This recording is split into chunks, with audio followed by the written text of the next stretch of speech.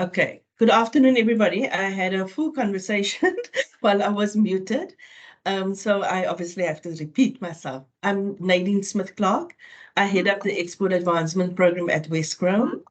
Today, we will cover the topic on Incoterms, which will be done by Linda Bird, expert in exports and the understanding of that. We know that a lot of people have asked questions around Incoterms and what they mean and how it works. And it's a whole network of information and things to understand when one wants to be successful at your exports. And today we hope that that will bring you a step closer to understanding how they work and how you can benefit in terms of your pricing and costing products for exports. So before we start with Linda, I would like to take everybody just through a presentation on the Wesgro offering. I do know that we have people that's been that know what it is that we do at Wesgro, but we also have a few newcomers to this platform. So yes, so I will start with that shortly.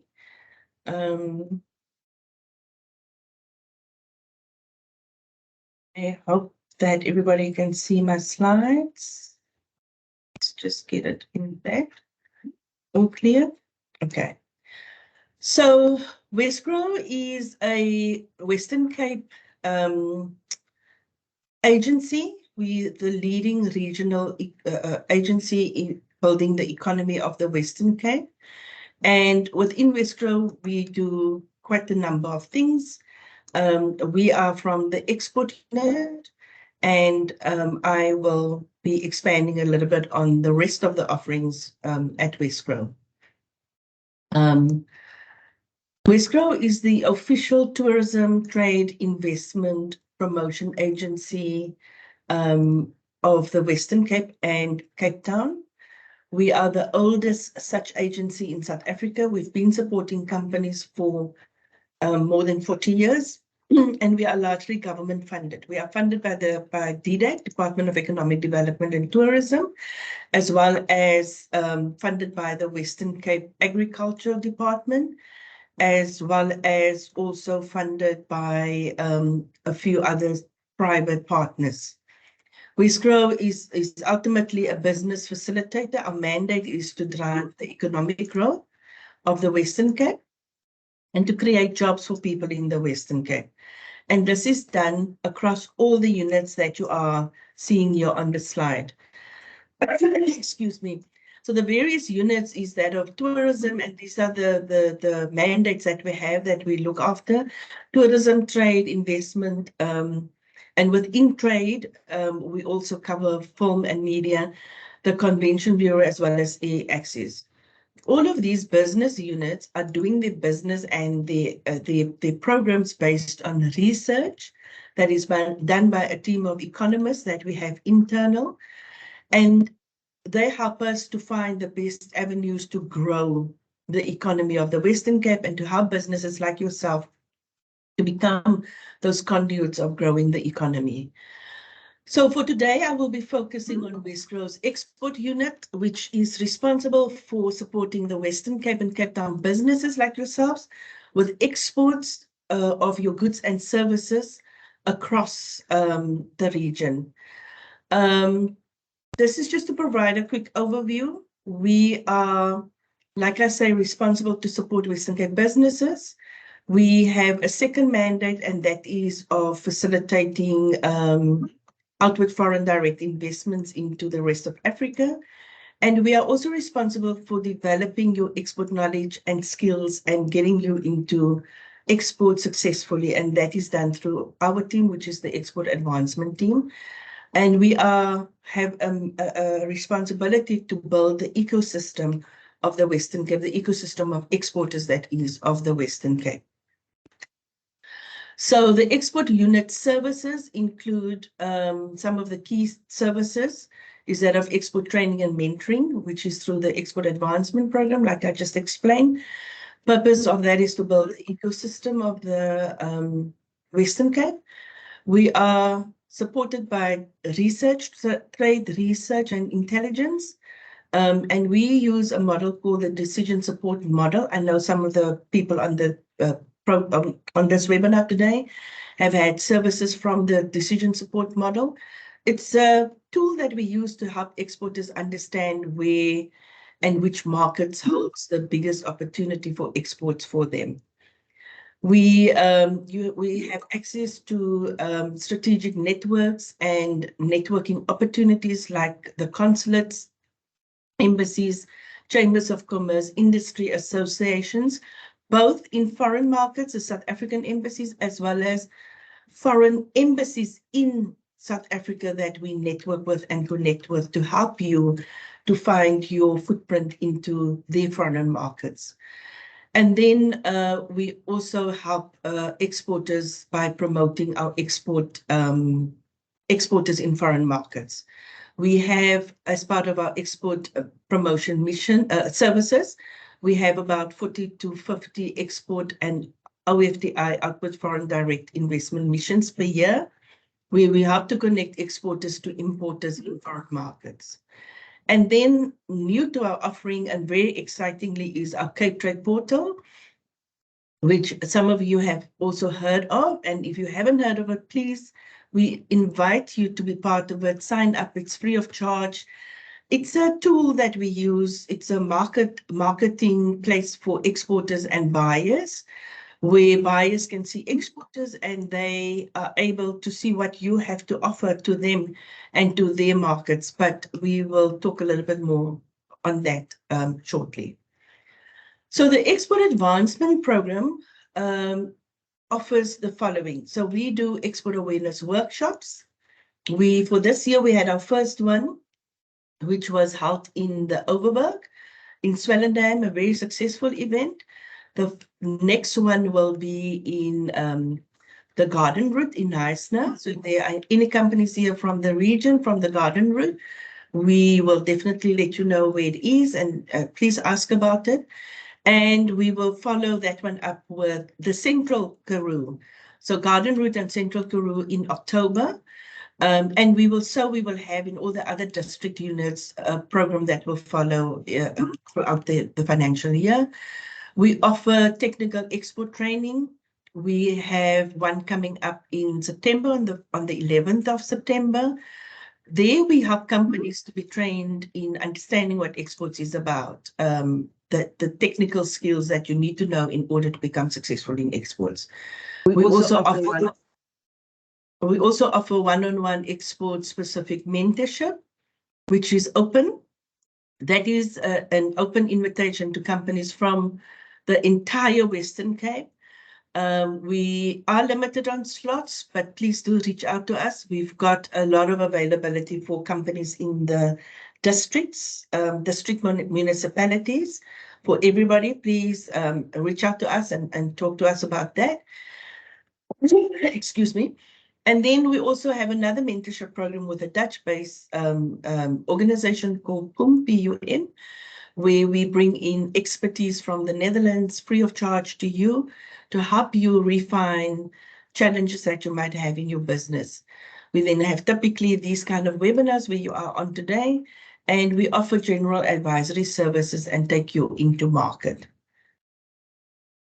I spoke about the Cape Trade Portal, which is one of the tools that we use to help promote Western Cape companies into foreign markets. It's a very exciting platform. It's growing by the day. We have buyers that is signed up there, and we've got exporters signed up there. Exporters have their own little profile on the Cape Trade Portal, where you have images of your products, you have an outline of your products, HS codes, etc.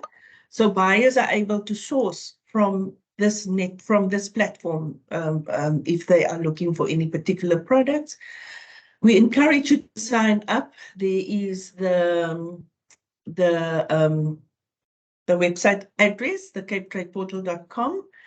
And out of this platform, we have last year, we have had our first Made in the Cape program. Now, the Made in the Cape program was very, very exciting too, because we invited buyers that were on the Cape Trade portal to come to the Western Cape, and they have met with exporters in person. B2Bs was held over 3 days. We hosted these buyers, and we had close to 600 B2B meetings with exporters and with buyers. We have started to invite and open up the Made in the Cape 2024. Please look out in our social medias, LinkedIn, on our web, on the Made in the Cape. Reach out to us. Look at our invitations that we send out. So Made in the Cape 2024 is now open. We have already started inviting buyers to sign up for the program. And that, in a nutshell, is the story of what we offer to exporters from the export team in a nutshell. Thank you. Let me just go to... If people have any questions, you are welcome to put it in the chat, and we will deal with the questions at the end. And you are also welcome to email us should you want any further information. The emails will be shared. And with me on the line, I have my two colleagues, Sia and Nomandla, who you will see in the chats as well. And before I introduce Linda to continue with her conversation, I'm going to ask Nomandla to quickly just say hello to everybody, to put the name and face to the name. And I will ask the same from Sia. Afternoon, everyone. My name is Nomandla, the Export Advancement Program Coordinator. Lovely to meet you all. Thank you. Thank you, Nomandla. And then Sia. Good afternoon, everyone. My name is Sia. I'm also the Export Coordinator under the AID. Thank you. Thank you very much. So without further ado, I'm going to ask Linda to open her camera. Thank you, Linda. And welcome again. Linda is our, what shall we call you? Our in-house consistent expert, our person that's our consistent speaker on the export talks. And Linda is going to take us through Incoterms. And Linda, maybe you can do just a brief in terms of who you are and what you do. Thank you. Thank you very much, Nadine. And I must say, before I talk about myself, that was a lovely presentation. I just love the logo that you chose for the Cape, Made in the Cape. It's beautiful. I think it's absolutely so pretty. So all good on Wesgro's side. I do a lot of work with many organizations, but there are few organizations that I work with that are sufficient and get the job done like Wesgro. And you don't pay me to say that. So I actually really am pleased to be part of this process. This morning, just this afternoon, we're going to be talking about Incoterms. And I've been involved in international trade for more than 45 years. So I stopped counting after 45. But I have exported many products, imported many products, consulted to governments and countries, companies all around the world. And so I find a lot of misunderstanding about certain things. People get training on job, or otherwise they pick up things and it's not always the correct information. So hopefully in this next hour, we're going to share information on the Incoterms that you may already know, or you may say, gosh, I actually didn't understand that at all. So thank you very much for including me in your talks. I really am looking forward to this one because this is one that I get the most questions on Incoterms. So thank you very much, Linda. So there you go.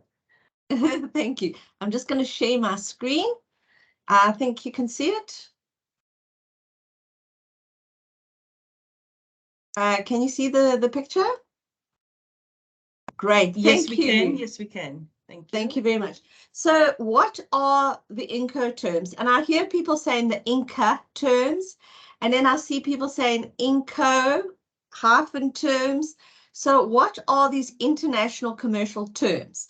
Well, firstly, they're a set of rules. They're not actually a set of law, but it is a set of rules. And we see all these acronyms, XWorks, CPT, CIF, FOB, FCA, and obviously the new term for the 2020s is DPU. So this afternoon, we're going to unpack all 11 Incoterms, and we're going to have a better understanding of where we write these terms, the significance of these rules, and importantly, the fact that these rules need to be written into every single international trade deal. Every single export and import order needs to have the Incoterms. So what was very interesting is that the latest Incoterms 2020 were launched a year ahead of time, because what usually happens is that the Incoterms are launched in 2010 as they were and implemented in 2011. But this year, unbeknown to the ICC, they weren't aware of the fact that COVID was going to hit us. Nobody was. They actually celebrated their 100-year centenary. And as a result, they actually launched the Incoterms in 2019 and implemented in 2020. So had it been a year later, we might have had huge delays, and maybe we'll still been using the old Incoterms 2010. The International Chamber of Commerce, hence the word Chamber of Commerce, is not actually a chamber, but they are actually an organization, and they're a profit-making organization. So the ICC launched the original Incoterms in 1936, but we found that America only adopted these rules in 2004. So often when we trade with China and America, because China and America are biggest trading partners, people use these terms incorrectly. And there is a lot of risk for exporters and importers if you accept the incorrect terms on your contracts, or you're quoting the incorrect terms. And as I say, the USA only adopted these in 2004, so we still have to deal with America not understanding these rules, using FOB for everything, and so we need to set the record straight. The Incoterms are basically a set of international law, and they rules, sorry, and they're not a law, and they define three aspects, and the three aspects they define are risk, cost, and responsibility. They have nothing to do with ownership. I could use any Incoterm and never be paid, or I could be paid up front and use any Incoterm. So the Incoterms deal with the physical movement of goods from the seller to the buyer, the risk that those goods are exposed to. So in other words, if I'm shipping goods from Cape Town to, let's say, Tilbury in the UK, what risks are my goods exposed to? So what risk could my goods? Sinking, stranding, damage, theft, piracy, all of the physical risk to which the goods are exposed. Then you cannot cost a product unless you use the Incoterms. It's impossible. So the Incoterms are like building blocks. You started with X works, you add customs clearance and inland freight, you get an F term such as FOB. You add freight, you get CFR. You add insurance, you get CIF. So as you add costs, so the Incoterm changes, so the risk changes, and so the responsibility changes too. Costing, absolutely essential for costings. Then we talk about responsibility, and responsibility extends beyond just supplying a product and getting a few documents and sending the goods on their way. Communication is part of that responsibility. Packing, marking, labeling, pre-shipment inspections, export permits if required, import permits if required. So the responsibility talks to both the seller and the buyer to provide the correct quality, quantity, and value, that the buyer pays for the goods, that as documents drive your trade process, you have to have documents that accompany the goods, and then track and tracing and communication all in writing. So the risk, cost, and responsibility for all 11 Incoterms are very apparent.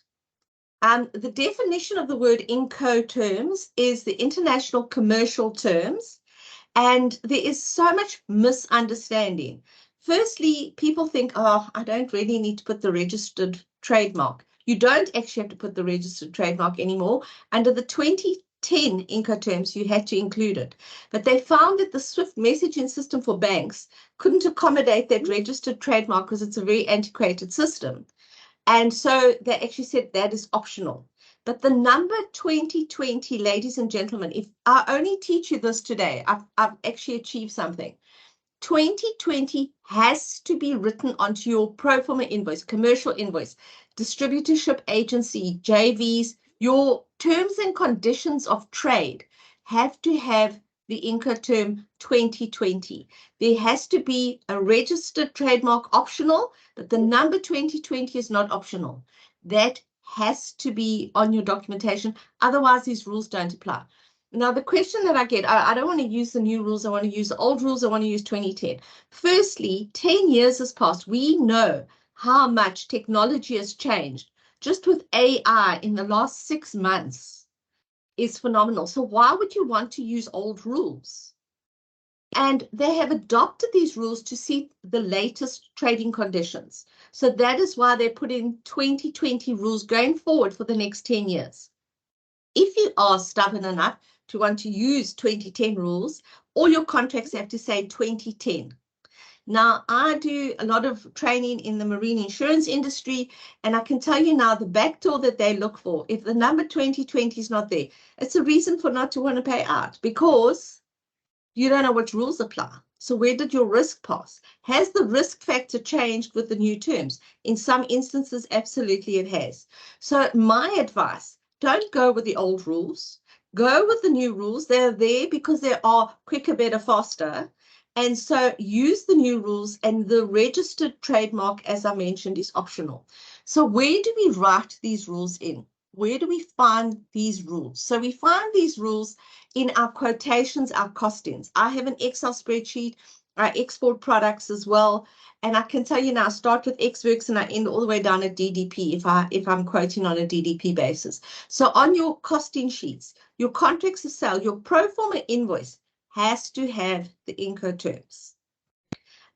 Your freight instructions, your clearing instructions for your clearing and shipping and freight forwarding agents, as ever you want to call them. Your customs documentation.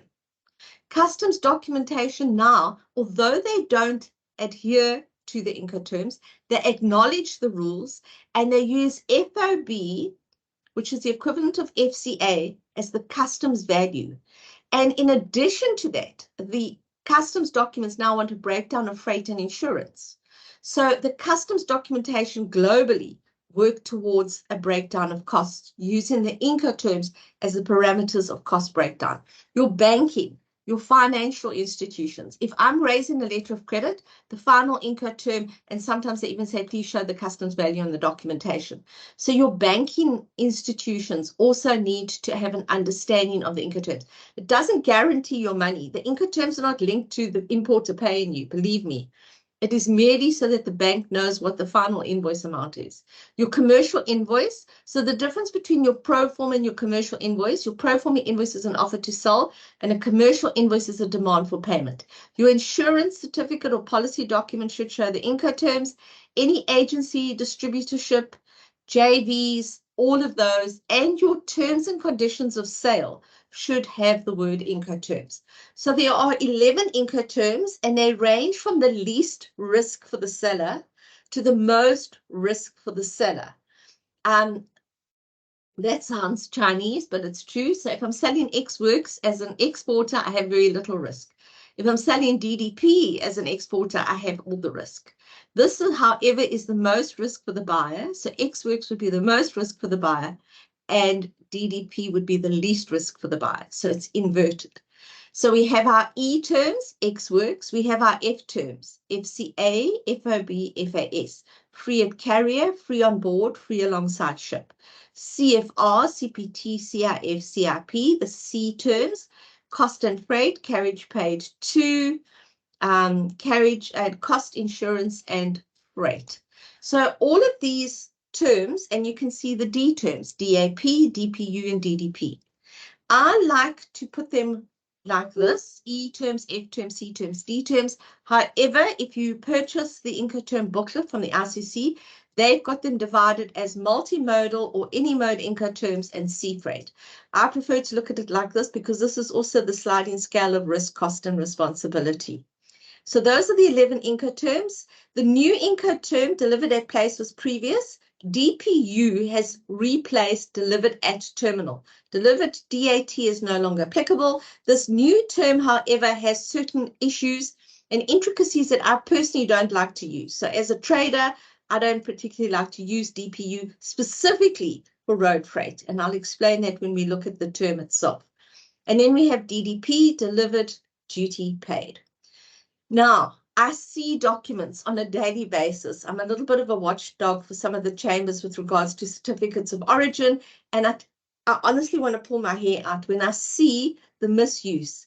So this one here, DPU, is a new term. It can be used, okay? So please, it replaces DAT. So DPU, people go, where did this come from? This is the new term, delivered at place unloaded. Please use it, okay? DES, DEQ, no longer in use. FOR, FOA, FOT, that was free on track, air, and rail. CNF is American colloquialism because instead of them saying cost and freight, they go CNF. There's no such Incoterm. It doesn't exist. So if you've got CNF or CNF on any of your documents, it means absolutely nothing. And so please do not use any of the terms from here down. That is a new term. And yes, you can absolutely use it. Now, there are different modes of transport, as we know. We've got multimodal, also referred to as any mode. And then we have sea freight, which is specific Incoterms, which means it's got to go on a vessel or a barge. So it can go on a barge and a canal.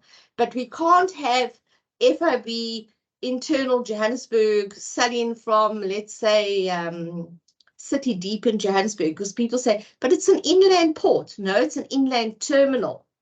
And I get very annoyed when people talk about an inland port, because actually an inland terminal, it's a customs licensed area where they receive and dispatch containers. There are no ships in Johannesburg, I have seen. So the easiest way to remember what is what, for sea freight, FOB, FAS, CFR, CIF, very easy.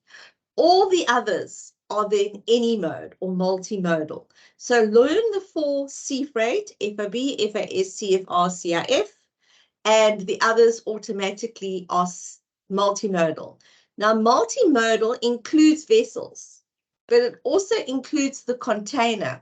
And if you know anything about the customs, the new customs duty bill and the customs control bill, especially from a control perspective, and you will know that there's something called the reporting of the conveyance of goods, and vessels obviously is both sea freight and multimodal, but containers now under the Customs Act are also modes of transport.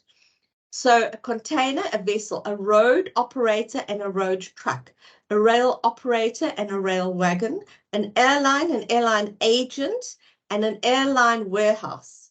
Couriers, freight forwarders, clearing agents are carriers. A courier, freight forwarder, or clearing agent's warehouse is also considered to be a carrier. And then we talk about so your own warehouse, unless you are a freight company, is not a carrier. But a freight forwarder's warehouse is a carrier. A terminal, a customs licensed area, such as the terminal in the Port of Cape Town, is a carrier. And a depot, a licensed area, such as the SACD, the South African Container Depot, where they're allowed to stuff and de-stuff containers, is also considered a carrier. So all of this in line with the Customs Act and the revised Kyoto Convention, the Incoterms have aligned carriers to the same purpose. Let me talk about sea freight. Now, inland does not mean going by truck inland, which I once had an argument with someone who thought it was a truck going inland. It is not. It is certainly not a truck going inland. It is basically a canal. So you can ship goods from Germany all the way down to France using the canals. So a barge is a carrier. Bulk cargo that is poured or placed in the hold of a vessel. We know that maize, manganese, iron ore, rice, all of those kind of commodities are bulk. Then we have break bulk, which is cargo that is unitized, palletized, strapped, or bagged, crated, but not containers. And then we have our 6 or 12 meter, 20 or 40 foot containers. So this, believe it or not, ladies and gentlemen, is actually break bulk. These are bobbins that were made by Dunlop SA. Very proud of this process. Not that I work for Dunlop, but talking about making a plan, certainly this was. So these are big conveyor belts that go off to the mines in Chile and all over the world, Canada, etc. And instead of shipping them in containers, they now save huge amounts of cross or cartage charges. They made bobbins that were exactly the same dimensions of a container, and they strapped these onto the deck of a vessel. And so they save lots of money, and the goods are shipped as a break bulk instead of a container. So the two main players, who are the main players? The seller. The seller provides a quotation, a pro forma invoice, also referred to as a contract of sale. The buyer could provide a purchase order or an importer's indent, which is also considered a contract of sale. So the two key players, the seller and the buyer, everybody else is a subcontractor to those two parties. And let's talk here about the responsibilities. A freight forwarder reports to either the seller or the buyer. The shipping line is booked, the cargo is booked by the seller or the buyer. So these two are the key players. Everybody else is a subcontractor. The marine insurance company is a subcontractor to either the seller or the buyer. And the buck stops with the seller or the buyer. So let's look at this. We've got 4 contracts in every international trade deal. We've got our contract of sale, payment, transport, and insurance. Our contract of sale, as I said, pro forma invoice or purchase order. We've got a payment as a contract, which is documentary credits, bank collections, cash in advance, which is really nice, or open account. Transport, bill of lading, airway bills, courier way bills, etc. Insurance, an insurance certificate or policy documents. These 4 contracts should be present with every single order. And people go, if we don't worry about insurance, we'll claim against the carrier. Well, if you've had to claim against a carrier, believe me, it can take 18 months before you see a cent, and it's high risk. I don't export without insurance. I don't sell insurance, just in case you're wondering that I'm plugging insurance. I'm not. I'm plugging sensibility here. And I certainly would not export without making sure that I have insurance. Right. So the key contract, as I said, is your contract to sell, but there has to be a golden thread of conformity that runs all the way through from your contract of sale to your contract of payment, transport, and insurance. So in other words, let's say I was selling CIP Hong Kong, I would have a transport document, a bill of lading, or an airway bill, a certificate of insurance, a policy or certificate providing proof of performance. So there has to be, if it's a CIP, there has to be the same modes of transport all the way through. There has to be the same processes all the way through. So why Incoterms? So Incoterms are written into every trade contract, purchase orders, etc. The value for customs purposes is determined by the FOB or FCA value in developing countries and developed countries. So South Africa adheres to the revised Kyoto Convention, and we calculate VAT and duties on the customs value, which is the equivalent FOB FCA value when we import. There are a lot of African countries and Pacific Ocean, Caribbean Ocean island countries who calculate VAT and duties on the full invoice price. Now, no government should be entitled to receive tax on freight and insurance, because that could be paid to Lufthansa, it could be paid to Maersk shipping lines. So why would the government of a country, let's say like Zambia, earn tax on freight? The United Nations and the European Union are putting a lot of pressure on least developed and developing countries through our economic partnership agreements not to calculate VAT and duties on the full invoice price. Just to say that if you are exporting, you must show the customs value, because customs houses around the world and clearing agents don't always have the time to calculate back. And sometimes there's a yes, okay, we'll just take off X amount, and it could be incorrect. So I always show my customs value, which is my FOB FCA value, if I'm selling on a C or a D term. And then most importantly, for statistical purposes, it's the customs value that derives our trade figures. We export X based on our customs value. We import Y based on the customs value. So VAT and duties need to be taken into consideration, and we need to show our customs value. So limitations, though, to these Incoterms, people think, oh, just write an Incoterm and my life is complete. I don't have to worry about anything else.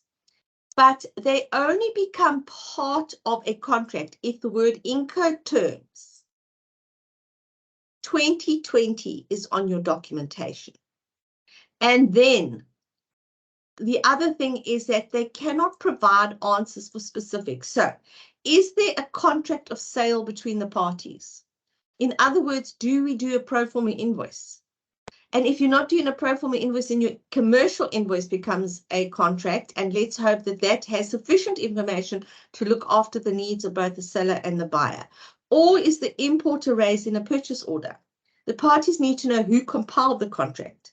When is revenue recognized? Now, this is the biggest misconception. People think, I sell FOB, so therefore revenue is recognized and everything is hunky-dory and I'm going to be paid. Revenue is recognized when you invoice on your system. So I create a commercial invoice. I've got an invoice number. Revenue is recognized. Ownership occurs when the importer pays. If the importer reneges and runs away and hides in the bushes, you are still responsible for those goods.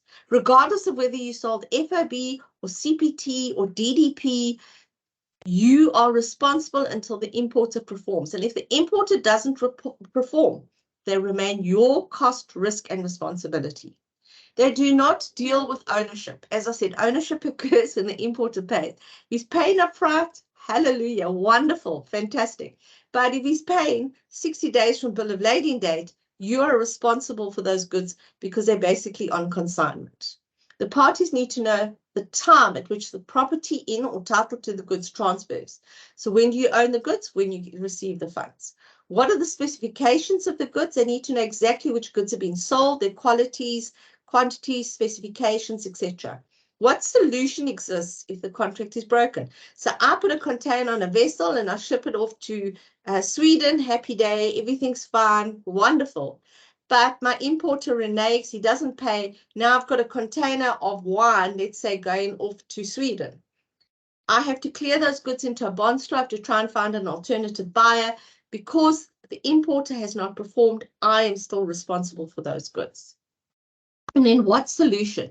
Are we going to have European rules for arbitration or litigation? Can you imagine that cost at 23 Rand approximate to the Rand, or 20 euros to the Rand, 20 Rand to the euros? Can you imagine those costs for litigation or arbitration? And what happens if either party doesn't do what's promised? What is the time, method, and currency of payment? The parties need to know how, when the buyer must pay. What is the process for resolving disputes? You need to know the location, manner for legal jurisdiction. Now, if there's a trade agreement in place, you can have South African law, South African forum. But if not, then we have to use international law, such as the ICC rules for arbitration. Then what are the effects? What happens if something comes up? What are the effects of sanctions, embargoes, force majeure, hardship? COVID, although it was a force majeure, we didn't realize was happening, the governments made the decision to shut the borders. So COVID itself, although it was a force majeure, was actually not. It was actually an act of government, and therefore you couldn't call force majeure because the governments made their own decisions to close the borders. And then when can these be used as a legitimate excuse by either party for not doing what is promised? So the Incoterms don't touch on those aspects. You need to give cognizance to those aspects in order to make sure you've got a good contract and that you look after your needs as an exporter. Insurance, the new Incoterms 2020 take into account Institute Cargo Clause A. So Institute Cargo Clause A is the most comprehensive cover. They say if you're shipping sea freight, FOB, CFR, CIF, you only have to take out Institute Cargo Clause C. However, if you're exporting on the multimodal Incoterms, you should take out a minimum cover of Institute Cargo Clause A. But I know some companies in Cape Town that import jewelry in containers, and obviously they're selling maybe FOB or CIF or whatever the case may be. They're not going to take out Institute Cargo Clause A, ladies and gentlemen, because if they have loss, they have real loss.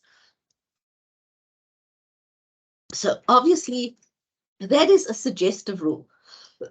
So I'm sorry, I'm suddenly choking. It is not, you can't say, okay, now I'm only going to take out Institute Cargo Clause C because the Incoterms say that if I'm selling FOB, I only need to take out Institute Cargo Clause C as an example. You would take out cover to make sure that your risk is probably covered. Yeah, let's go to the next slide. Sorry about that. Okay. Now, variance in the Incoterms, please do not change these rules. I have had companies come to me, whether it's an arbitration or an insurance claim, saying, please help, please help.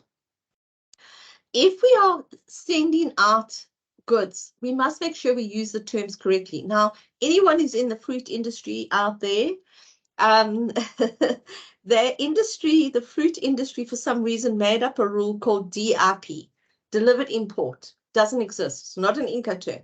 But they didn't have rules that accompany that. They just put DRP on their documents and Incoterms in some instances.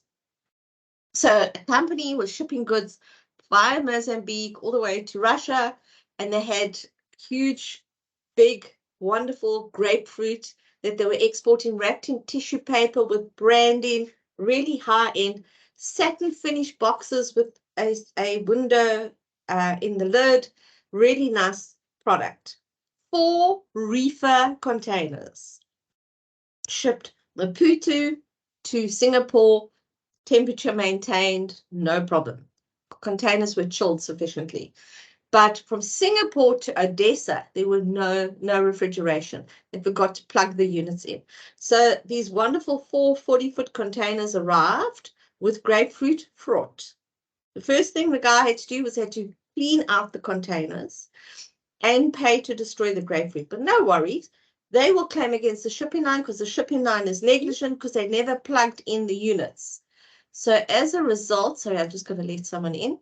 As a result, these containers were fraught, but now they're going to claim. So the marine insurance company said, please pass me your commercial invoice. I'd like to just see what you've actually got on your commercial invoice.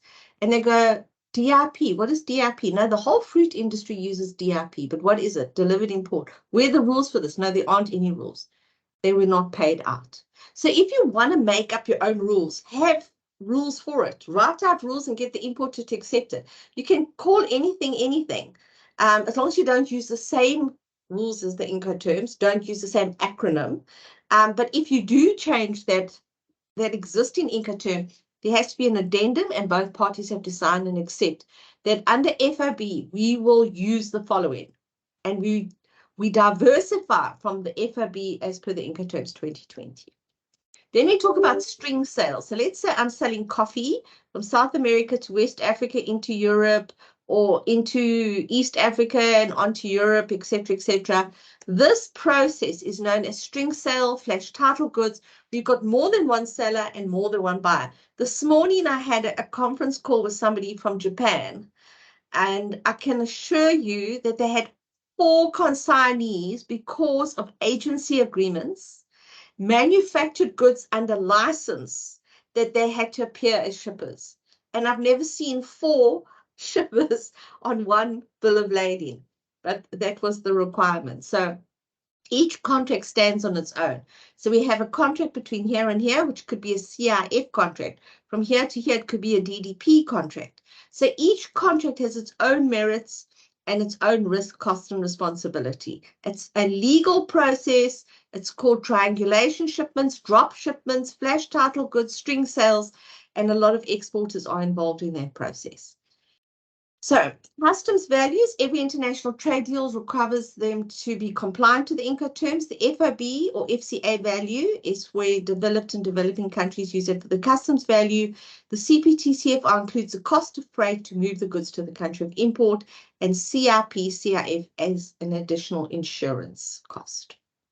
Okay, so far, any questions? Everyone's happy with the speed that I'm covering the process at? Can I have a thumbs up? Just to know that there are people out there. Everyone's happy.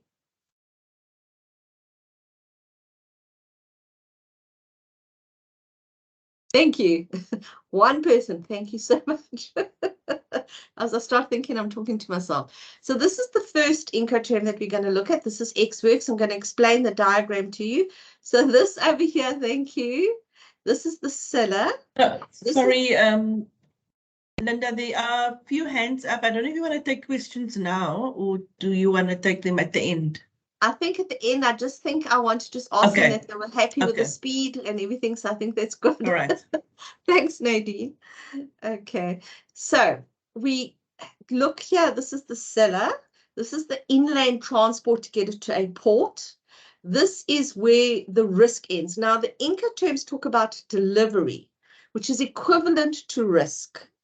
Delivery is where the risk to which the goods are exposed passes from the seller to the buyer. So I could draw a line on the ground with a black marker pen and say, if the goods are damaged this side of the line, it is the seller's risk. If the goods are damaged that side of the line, it's the buyer's risk. It's that apparent. You have to have an absolute named place. So seller's place of sale, where the goods are made available. This is the inland transport. This is the seller. This is the risk passing the delivery point. That is the risk to which the goods are exposed, or the risk to which the export is exposed, the cost, and the responsibility. This is customs in South Africa, or the country of export. This is your main carriage of freight, which in this instance, it's multimodal. This is over here, the customs in the country of import. This is the buyer. That's the inland transport, and that's the buyer's premises. So if we just look at this, we can immediately see, just from the length of these arrows, that the seller has the least risk. The buyer has the most risk by just looking at these arrows. This is the point of delivery where the goods are made available. Now, under Ex-Works, people go, oh, it's such an easy Incoterm. It has risk for the exporter, especially from a VAT perspective in South Africa. And it has risk for the buyer, because the buyer has to arrange alles, everything, from the exporter's premises right up until they receive the goods. Now, what people don't understand about this Incoterm is that Ex-Works is on the factory floor. The seller is not responsible even for loading the goods onto the means of conveyance that will carry the goods to the country of import. The goods are made available on a pallet after they've been inspected, saying, come and get the goods. Here they are, come and get them.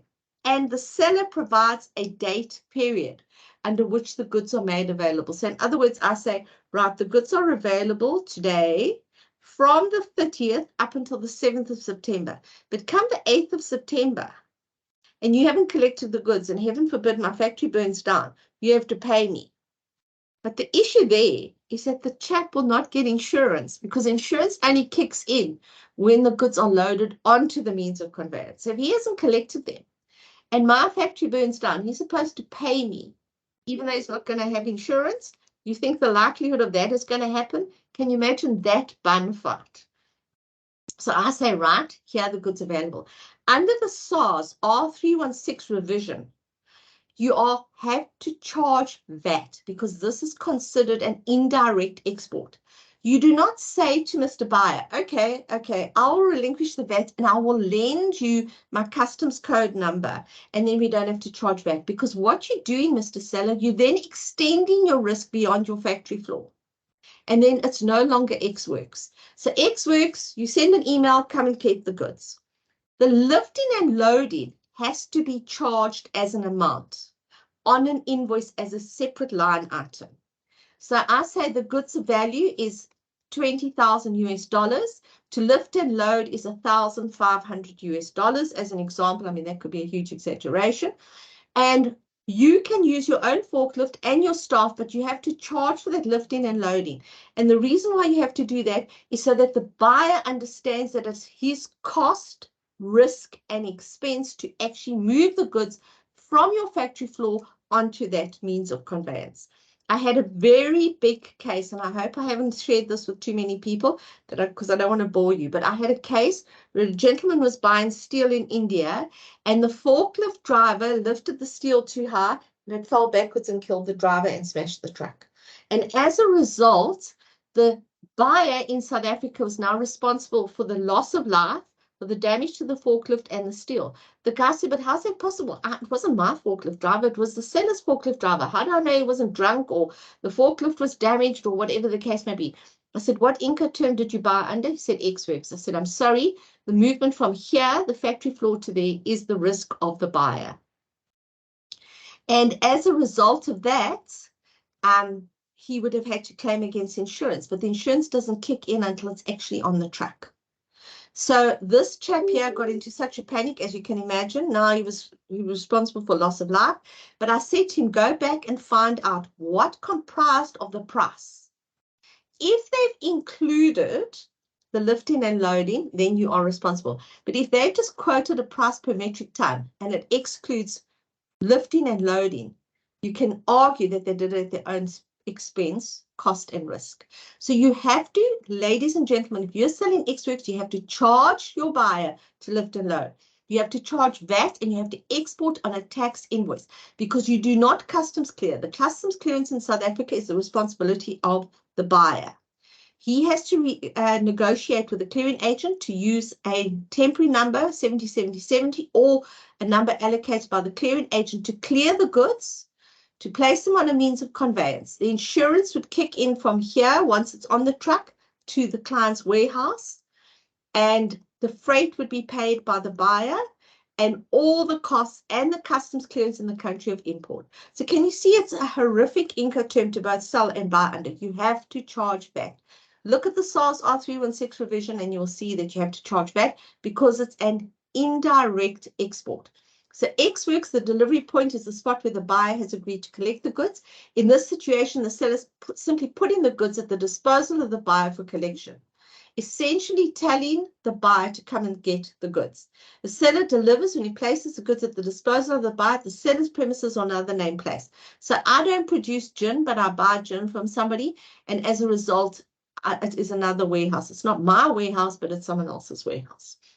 The party should precisely specify the point in the named place as to where that delivery takes place. Even the gate, if there's a gate, a special gate number on that loading, a loading gate number, that should also be mentioned. The loading gate number, the name of the company, the physical address, the postal code if necessary, and the province. So precisely state the point of where the risk passes. And then when is revenue recognized? So revenue is recognized the period stated on the income statement and not when the funds are received. So the revenue is recognized on the invoice, that when you created the invoice, but ownership occurs when the funds are received. So ex-works charge VAT. It's a multimodal Incoterm. You, the exporter, sit back. You charge to lift and load so that the buyer knows that that lifting and loading is at his risk, cost, and responsibility. FCA is a far better Incoterm to sell under than ex-works because you can nominate this truck here as the carrier at your premises if you want to relinquish your risk closer to home, so to speak. But it also depends on the mode of transport. So FCA is a multimodal Incoterm, but the difference here is that the South African exporter customs clears. So you will have proof of export, a shipped on board bill of lading, a customs released airway bill, an acquittal 41, and a customs worksheet and an SAD 500 for road freight. Here, there are multiple options with FCA. I could be doing road freight from Cape Town up to Zimbabwe, where I load a truck at my premises, let's say with spices, and this truck then is customs cleared by me because I am basically going to load. The truck comes down from Zambia, the buyer organizes their truck, the truck arrives at my premises, I load that truck, but I customs clear as FCA. I create a commercial invoice. I make sure that the buyer provides me through their freight company in South Africa and also through the road haulier an acquittal 41, an SAD 500, a worksheet, and the freight would be paid by the buyer. My risk ends at the carrier. So my risk could end when I load the truck, or if it were air freight, if the freight company collects it at my premises and it's the freight company's truck, I could relinquish my risk there, or at the agent at Cape Town International Airport, like Air Menzies, for example, or on board the aircraft. If it's sea freight, I could relinquish my risk in the ship stack when the container is placed into the ship stack, and that would then be where my risk ends, or on board the vessel. So can you see with FCA, there are a lot of options. I could also load a truck and deliver it to my freight forwarder's warehouse And when they sign my POD to say they received the cargo into their warehouse, that is where I relinquish my risk. So with FCA, the exporter pays inland freight, which they would invoice for, obviously. They do the customs clearance and they deliver to a carrier. The buyer pays the main carriage of freight. The buyer's risk starts when there's proof of receipt by the carrier that the goods have been received, and the responsibility for the buyers to pay the freight, whoopsie-daisy, and customs clear it and take final receipt and provide you with proof of receipt of the goods. Under this Incoterm, under the SARS R316 revision, you can zero rate provided that you have proof of export. Shipped on board bill of lading, quittal 41, and a customs released airway bill. The seller delivers the goods to the buyer in one of two ways. The first is the name places the seller's premises when the goods are delivered onto the loaded means of conveyance that will carry to the country of import. In other words, when I load a truck at my premises or at another name place or on the means of conveyance. So in other words, on the vessel in the ship stack, at the airport agents or on board the aircraft. But you have to state that. You can't just put FCA Cape Town, because there's so many options. It could be the ship stack, it could be the client's premises, it could be the freight forwarder's company, it could be on the truck, etc., etc. So you have to state that in your remarks on your commercial invoice, exactly where that risk relinquishes is. Because if there is an issue and you haven't stated that, it will become a bun fight. The second is, as I say, another name place. And I'm not going to go when revenue is recognized and when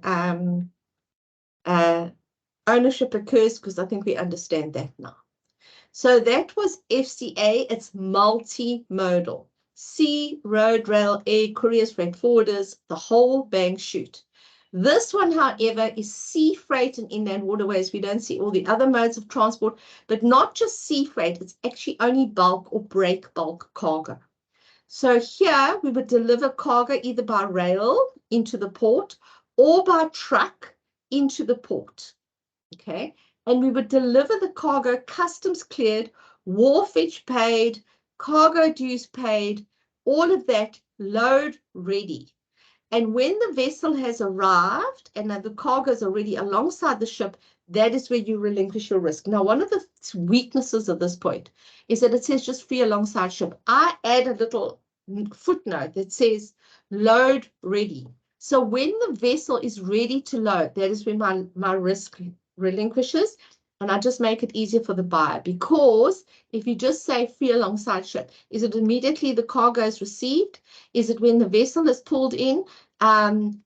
When she's docked, what is the process? I always say load ready as an addendum. So the seller would customs clear. You don't have to charge VAT because you get a mate's receipt, wharfage order. You'd get a whole process to say that the cargo is in the port, and you would get a clean on board bill of lading or a shipped on board bill of lading as proof of export. You cannot use this for containerized cargo because bulk terminals do not receive containers. So the cargo is loaded and placed alongside the ship. The vessel sails and the buyer would pay the freight. So there would be two insurances, just like with FCA. Insurance from here to here, which is inland or transit insurance. And then we have our main carriage of insurance, marine insurance, which the buyer would take out. And marine insurance for air, road, the whole caboodle. Here, the buyer would take out insurance from here to there, but the seller would take out insurance from their premises to the port. And this is FAS. So FAS is the seller delivers the goods when he places them alongside the vessel on a quay or a barge at the named port. FAS is only suitable for bulk or break bulk cargo because they do not receive containers into a bulk terminal. So you can't use this for bulk, for containers, only for bulk or break bulk. The THC charges are not applicable for bulk or break bulk because it's only for containers. So FAS is only for bulk or break bulk cargo. FOB, however, is for bulk, break bulk, and containerized cargo. I went to a talk once where the person said, you can't use FOB for containers. Absolute nonsense. Of course you can. So I could load a container and deliver it on board the vessel, which means I would pay the THC to pick the cargo up and load it on the vessel. But the buyer would pay the main carriage of freight to take it to the final place of delivery. So I would take out insurance from here to here till the cargo is on board. A shipped on board or bill of lading would provide proof for customs and excise that I've exported, and for the buyer to say that I've fulfilled my responsibility by loading it on board a specific vessel. I would take out inland or transit insurance from here to here, and the buyer would take out marine insurance from there to there. The buyer would customs clear and take final receipt of the goods. This Incoterm, although it's indirect, you can zero rate the VAT provided you have an SAD 500 and a shipped on board or clean on board bill of lading. So the seller must deliver the goods by placing them on board the vessel nominated by the buyer at the named port of shipment. FOB requires the seller to pay the THC at the port of loading. So in other words, the container would be in a ship stack and I would have to load that container on board the vessel, but the freight would be paid by the buyer. Now, under the F terms, ladies and gentlemen, you will notice that my risk, cost, and responsibility all ended here at FOB. Okay, so my risk ended at FOB. Even though I had to deliver, my risk ends at that delivery point, which is where the risk passes. Now, let's look at this arrow. My delivery point is at FOB, but my cost and responsibility extend to the country of destination. So now I'm including freight on my invoices. So under the C terms, you add freight and insurance. Under CFR, I deliver the goods on board the vessel. That is where my risk ends. But I also pay the freight to get it to the country of destination. So even though I'm paying the freight, and a lot of people don't understand this, even though you're paying the freight, exporters have the least risk, importers have the most risk. It's just the way these Incoterms were written. So my risk ends at FOB, even though I'm paying the freight. 2 insurance policies, I'm only adding freight onto my invoice. I take out inland or transit insurance up to FOB, and from FOB to final place of receipt, the buyer takes out marine insurance. My risk ends at FOB. My cost and responsibility extend to the port of destination. Now the vessel arrives. Do I pay, because I'm paying the freight, to take it off the ship, or do I leave it on the ship? So in every Incoterm process, I will come back to CFR, there is THC at the port of origin and at the port of destination. So in Cape Town port, I would deliver my cargo into a ship stack. The straddle gantry would collect it on an overhead and on board the vessel. So that would be FOB or FCA. I could sell FCA here or FCA there. If I'm selling FCA on board, then I'm paying the THC. If I'm selling FOB, I'm absolutely paying the THC. So here, the reverse takes place when the vessel gets to the country of destination. We take it off the ship on an overhead gantry, on a straddle gantry, and out the port. So the THC aspect is both at the port of origin and destination. Now they say with CFR, the THC charges at the port of destinations are not automatically paid by the seller. The seller must talk to the buyer and say, must I pay the THC to the shipping line? Because although this action takes place by a port authority, we actually pay the shipping line for that THC. So when we load the vessel, the exporter would pay the THC. When the vessel sails, is it the exporter or the importer pays the THC? It's by negotiation. So if the exporter is going to pay the THC, then he has to state it on his commercial invoice, destination THC paid by the seller. So we have origin THC and destination THC. And if it's paid by one party, it's called a full liner term. Now, we have exactly the same scenario, except here we have insurance. Now, I've been chastised internationally for doing a pod talk, which I was doing for Dubai, which someone in Australia picked up on. And they said, oh, I talk nonsense. You should never have insurance extended to your warehouse. Well, I thought I did say to them, well, you don't do business where we do business. And I can assure you that I would never only cover up to the port. I had a client who lost 4 containers of very high-end expensive cocktails, beautiful cocktails. They had imported the goods into the port of Durban. They paid the excise duty, the VAT, and these containers were stolen out of the terminal. The police and customs said it's impossible. They were stolen.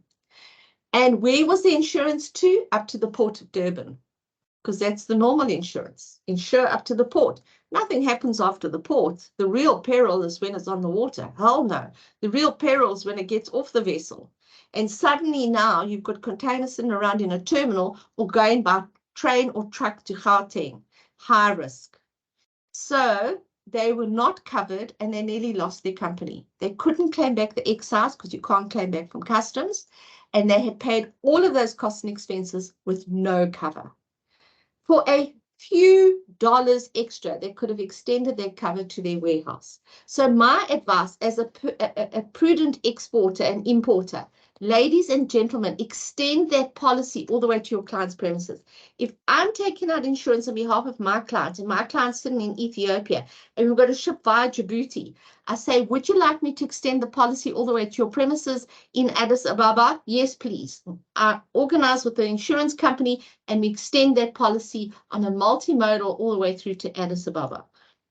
To insure just to a port is very silly, actually, because for slightly more, you can help the buyer. Instead of taking out another policy, you insure on a warehouse-to-warehouse basis. But what do you see about my risk, ladies and gentlemen? My risk still ends in Cape Town or Durban or the port of exit, Richards Bay or wherever I'm exporting from. So I load a container, I deliver it into the port, I load it. When I've got my shipped on board bill of lading, that is where my risk ends, at FOB. I pay the freight and I take out a marine insurance policy to cover my buyer's risk. So the seller delivers the goods on board a vessel or procures goods already so delivered. The seller must contract for insurance and pay the costs and freight necessary to bring the goods to their named port of destination. The risk of loss or damage to the goods passes when the goods are on board the vessel. The seller is required to obtain insurance only on minimum cover. Now, again, you want to look after the interests of your buyer. I never just take up minimum cover. I say to the buyer, you paid for the policy. You've got a claim because you've got the most risk. Can you see? The buyer has the most risk. Why would I take up minimum cover if the poor guy's going to have to claim against the policy that I've taken up minimum cover on? So I always say, what are your insurance needs? Must I include VAT and duties on your policy? And the seller can take out extra insurance to extend it. The Incoterms say that, to extend it to the warehouse. Right, so that was CFR and CIF, which was sea freight Incoterms, and we noted that our risk still ended at FOB. Now we've got CPT, carriage paid to, which is a multimodal Incoterm. My risk ends at FCA. That is why you have to put FCA on your invoice. You also have to have proof, shipped on board bill of lading, customs released airway bill. That is where my risk ends. I pay the freight. The buyer then has to customs clear 2 policies from here to here, inland or transit, and here is main carriage marine insurance. So the seller delivers the goods and transfers the risk to the buyer, handing them over to the carrier, contracted by the seller or procuring goods already so delivered. Again, we have to say with sea freight, if I'm going to pay the THC to take that container off the vessel, or I'm going to leave it on the vessel. Then we have CIP, the same as CIF.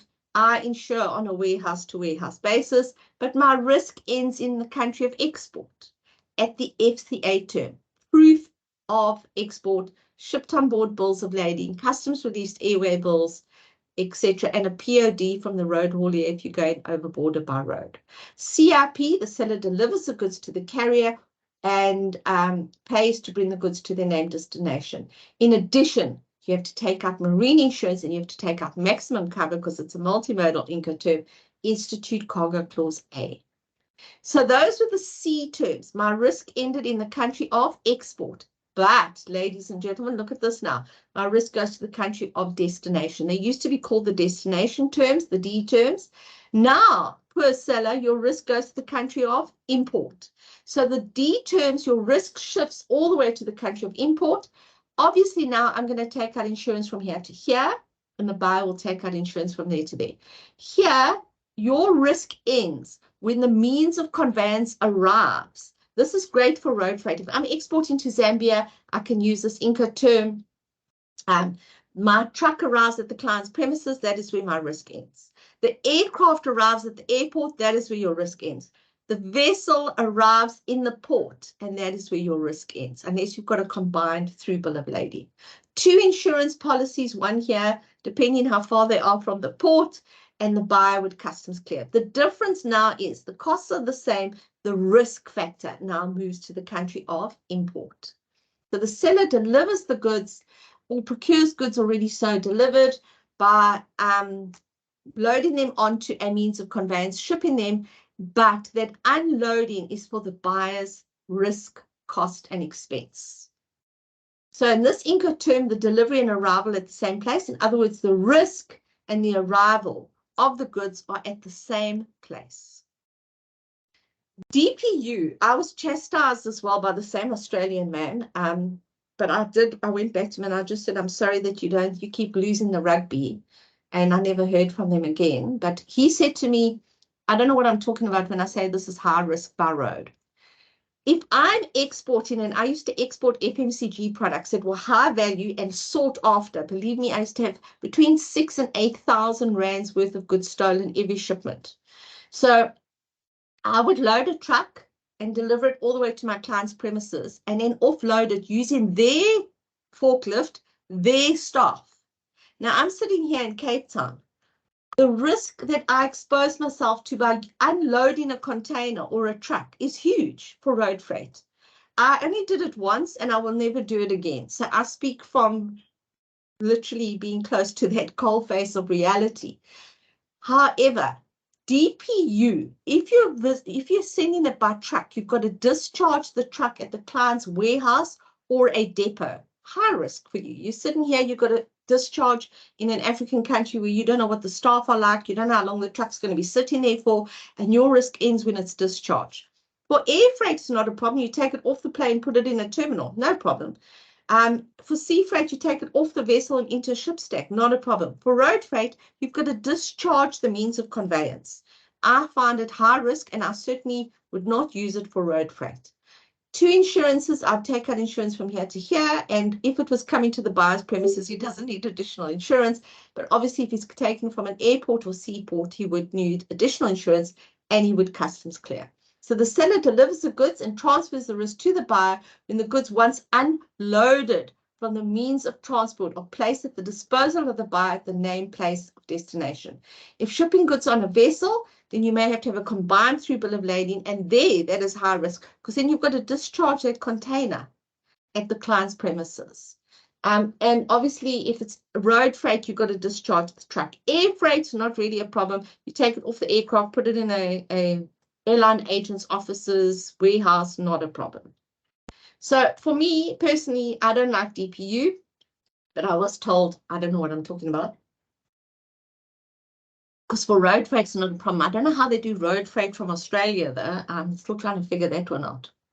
Okay, DDP. Now, this is a nightmare, because you pay everything from here to here. You pay customs, freight, insurance, VAT, and duties. And ladies and gentlemen, we have to get Reserve Bank approval if we're going to pay VAT in a foreign country, and you can't claim that VAT back. So what most exporters do is the importer pays the VAT and the exporter pays the duties, bills back for the duties. Sorry, pardon me, but the VAT portion is paid by the buyer. So very difficult to quote, because you're quoting in an international currency like $, and you've got to convert it to a local currency to pay the VAT and duties. And if you're selling to an American company, or if you're quoting in euros, it's easier. But generally, you're working sometimes with 3 exchange rates. Very difficult to cost, very difficult for the seller. You have all the risk, all the cost, and all the responsibility until there's a knock at the door and the importer says, thank you very much, here are my goods. The seller delivers the goods when the goods are placed at the disposal of the buyer. cleared for import on the arriving means of transport, ready for unloading. The seller bears all the risks of costs involved until the buyer receives the goods. I just want to show you a breakdown of how the Incoterms should look.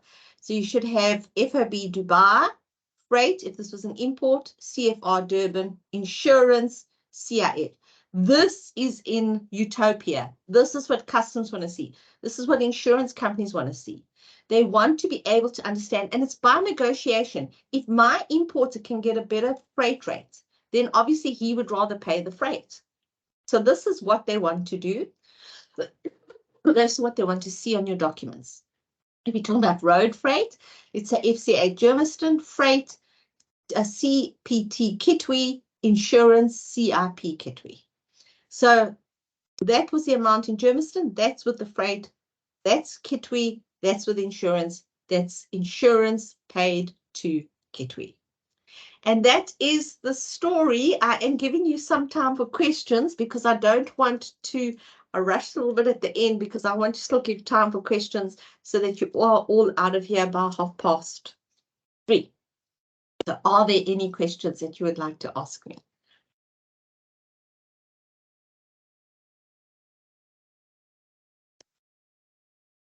I think there are some hands that's up, but I think, Linda, can you see that? And I think if people have questions, and maybe they should just put their hand up, and then we can enable them to speak.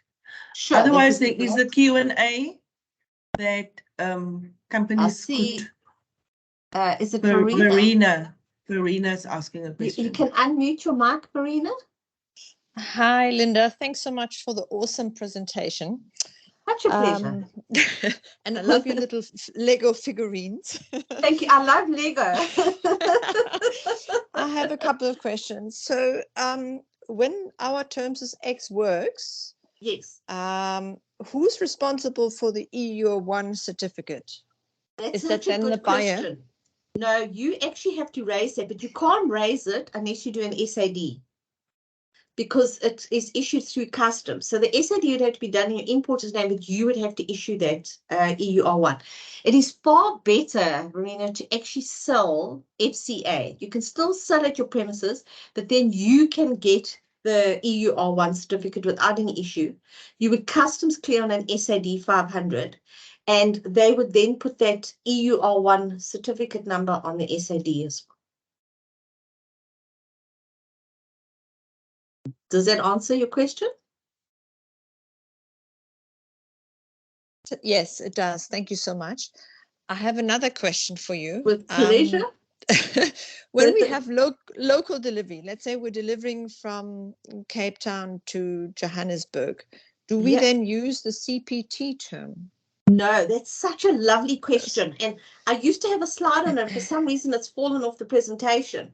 We cannot use it for local contracts because it's international commercial terms. There has to be a border. So even if I'm selling X Works, let me just go back, there has to be a customs procedure.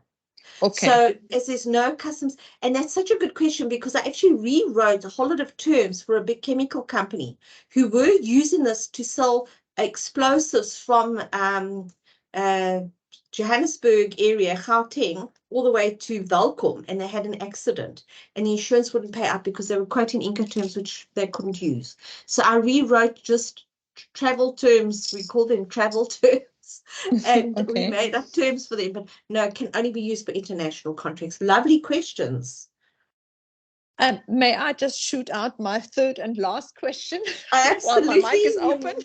You're welcome, of course, go for it. In your presentation, you had this example with how you split up. You have FOB, Dubai, and then the freight and insurance and all of that.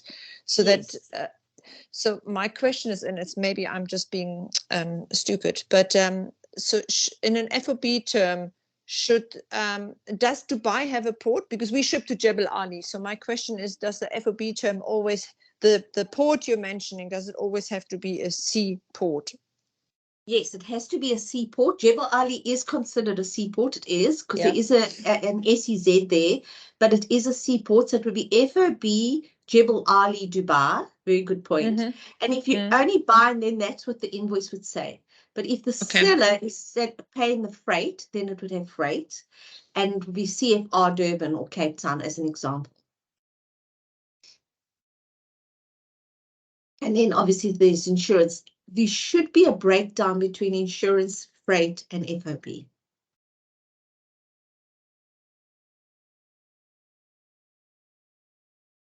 Great.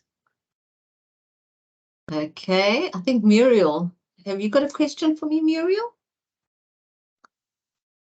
Does that answer your questions, Verena?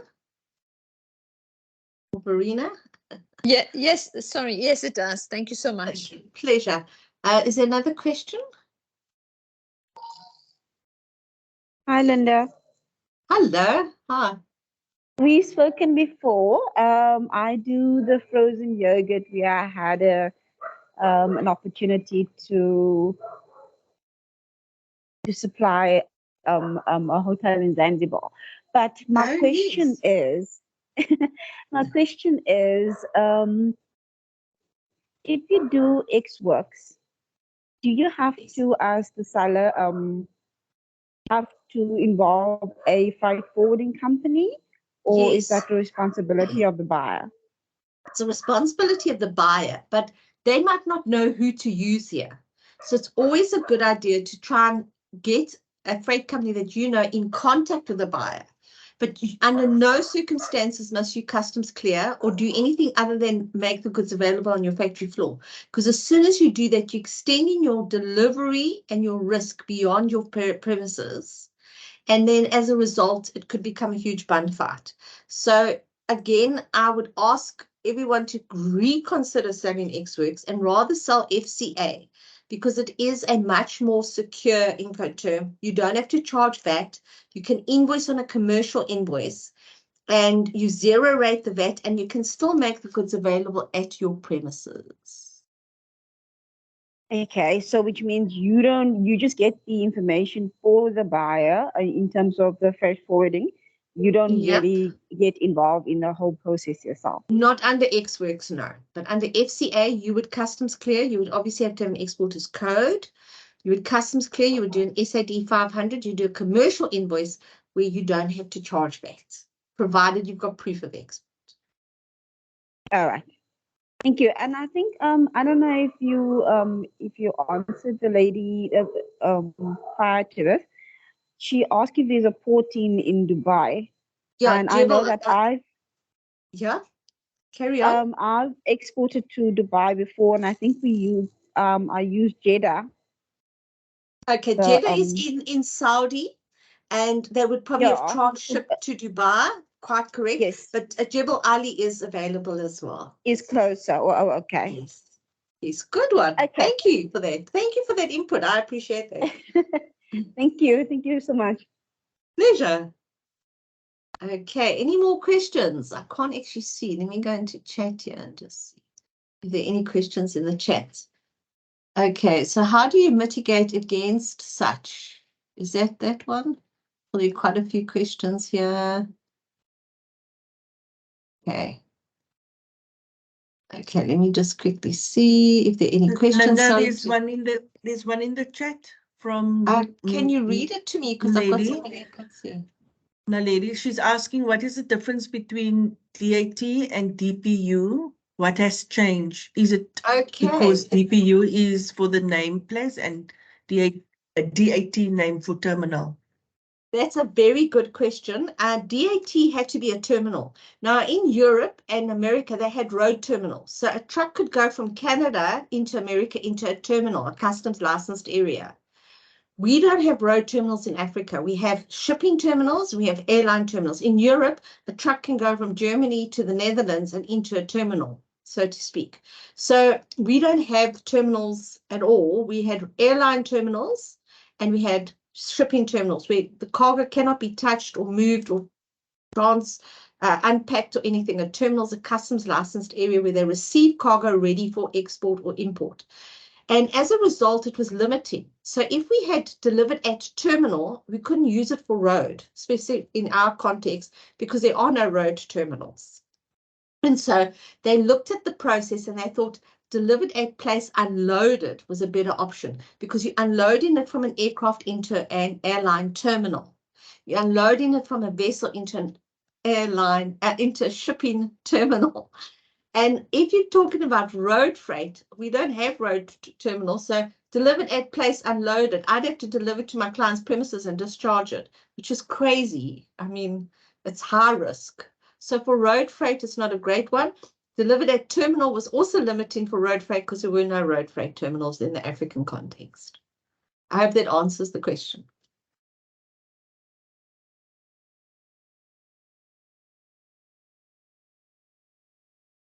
Let's just check all the questions in the Q&A. Can you see the Q&A? Do you want me to read it to you? Can you read it for So me? Because I Rowan's just can't now- see. Okay, that's fine. When buying items online, which of these are applicable when delivery is at buyer's chosen address? I don't know what that was. Ra, do you want to just expand on that question? I think I can answer it actually. So Okay. if we're doing an online sale and we're importing or we're exporting online, it's usually a courier process, unless it's really large amounts. So if it's a courier process, it's a DDP, delivered duty paid. The courier arrives at your premises and the VAT and duties are then paid either by the buyer or otherwise. So it's either a DAP or it's a DDP. But generally with couriers, they actually charge the whole lot from the exporter to the importer. So it's usually a DDP scenario because there's no sort of goes from courier, picks it up and delivers it to your premises. So you've just got to decide who's going to pay the VAT and duties. So it's either a delivered at place or it's a DDP delivered at your own premises. However, if it's a large amount that you're buying online and you then obviously you would negotiate under who wants to pay the freight.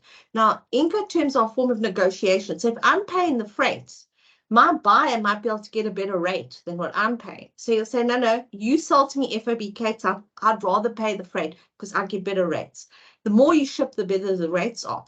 And I'll give you an example of this. When I sell to Mauritius, my buyer there, he doesn't get the rates that I can get from Cape Town to Mauritius for a sea freight rate.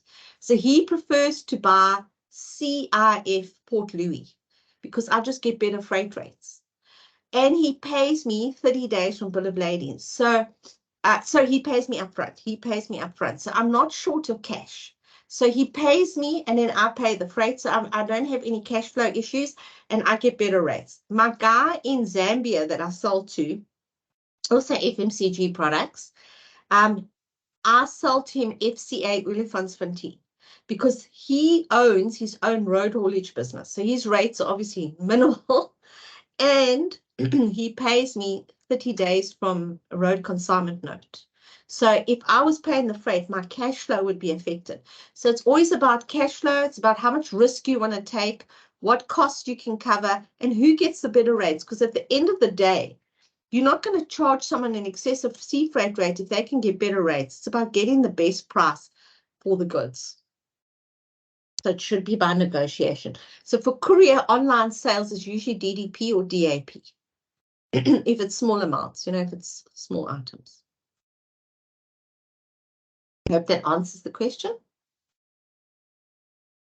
Thank you, Linda. And then there are two more questions. One from Shafika. What if you are not VAT registered for X works? You as an exporter, as an export, you have to be registered for VAT.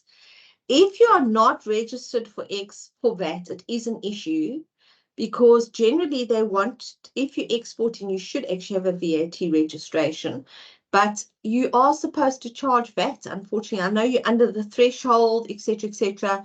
So if you're selling, or you send to someone from overseas, they would then, you would have to work through a freight forwarding company, and the VAT portion, obviously, you'd have to zero rate the VAT, and you'd have to show the sale, and you'd have to also have some sort of proof that the goods have left the country, and you would zero rate the VAT, but bearing in mind that there could be consequences from a point of view of that the buyer might actually have to pay that over to the government when he's clearing the goods through the South African freight company.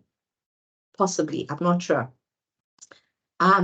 They would have to certainly, you'd have to think, I'd have to think around that, because generally if you export, you are registered for VAT, and it's not a local sale where you can just say, well, I'm not VAT registered.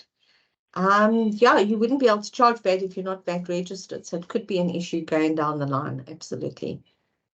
I would say if you want to export, get VAT registered and get registered as an exporter. It'll make your life simpler. Thanks, Linda. And another one from Ra, can escrow services be used to mitigate against non-payment?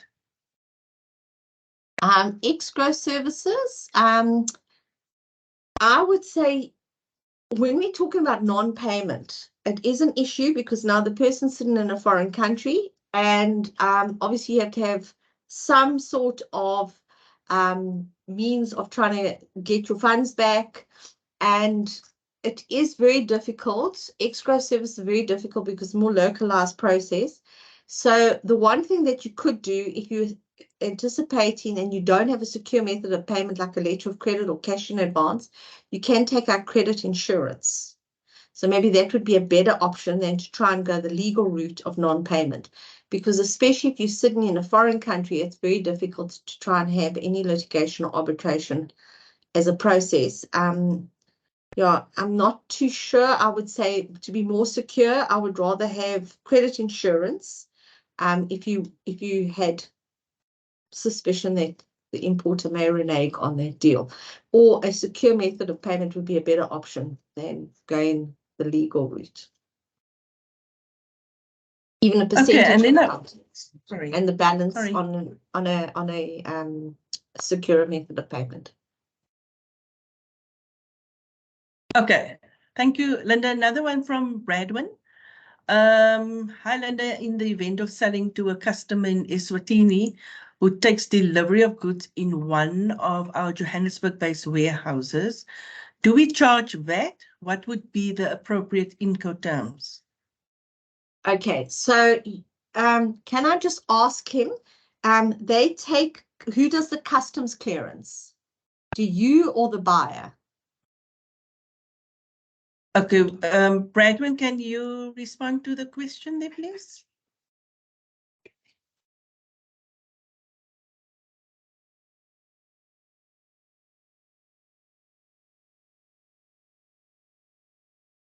Okay, we're just unmuting Bradwin so that he can respond to you.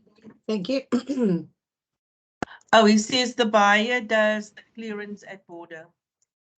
In South Africa and the Swazi side, the Eswatini side.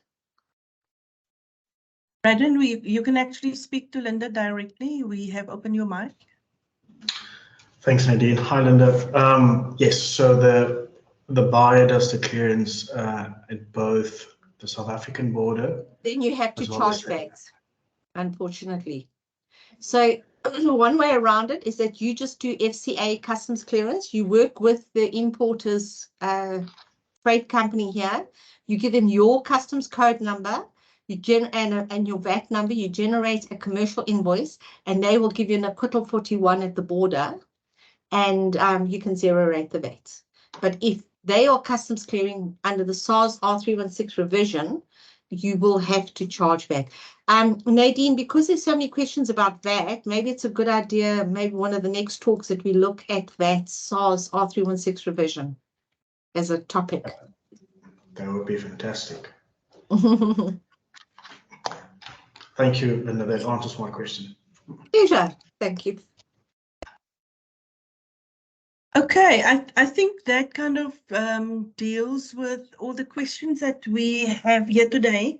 But of course, if anybody, as you process and think about things, you're more than welcome to ask more questions. We're going to end the session here today. I just want to end off by, first of all, saying thank you to you, Linda. It was a great session, lots of information. We all are here to learn. And I'm sure you will get lots and lots of questions. But as a last thing, I want to share the slide that's on the screen right now.